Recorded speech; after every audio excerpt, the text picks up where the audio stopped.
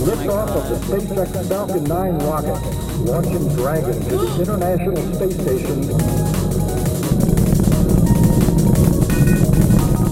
October 27th, 2012, SpaceX's Falcon 9 rocket launches into orbit.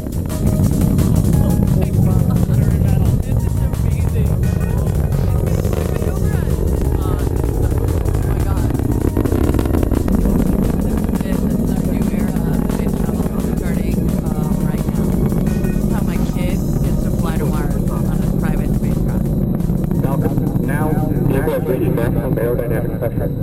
This is the point where the mechanical stress on the rocket reaches its peak because of the rocket. In case you're not familiar with SpaceX, it's the company founded by tech entrepreneur and Tesla CEO Elon Musk. His goal is to revolutionize space transportation, with the ultimate plan, he says, of enabling people to live on other planets. There's 7 billion people on Earth now. It'll be probably 8 billion by the midpoint of the century. So even if 1 in a million people decided to do that, that's still 8,000 people.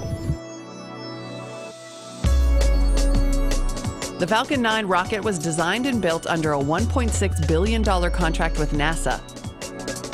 The rocket is 157 feet long and 12 feet in diameter. The capsule on top of the rocket is named Dragon, and it measures 14.5 feet tall. Falcon has 9 engines, which generate 855,000 pounds of thrust at sea level. It tops 1 million pounds of thrust as the rocket bursts out of the Earth's atmosphere. The spacecraft can also carry up to 7,000 pounds of cargo. And here's another piece of trivia. The Falcon name is an homage to Han Solo's Millennium Falcon. Love it.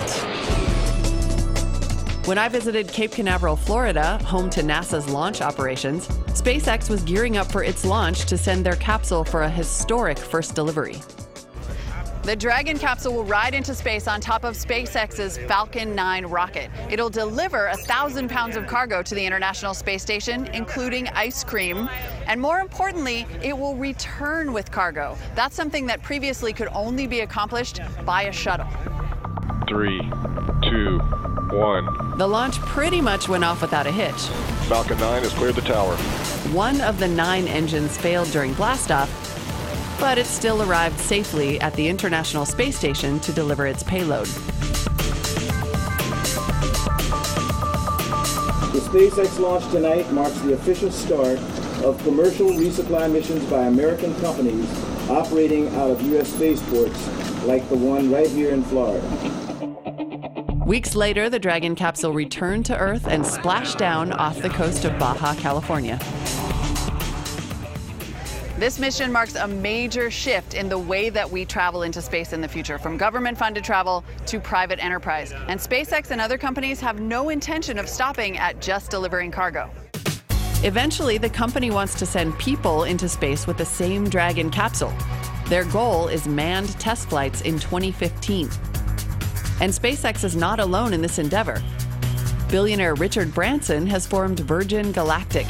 He's designed Spaceship Two and has plans to take space tourists into suborbital flight as early as next year. Spaceship Two will launch via a larger aircraft instead of from the ground, and passengers will be able to fly 60 miles into space and feel the sensation of weightlessness.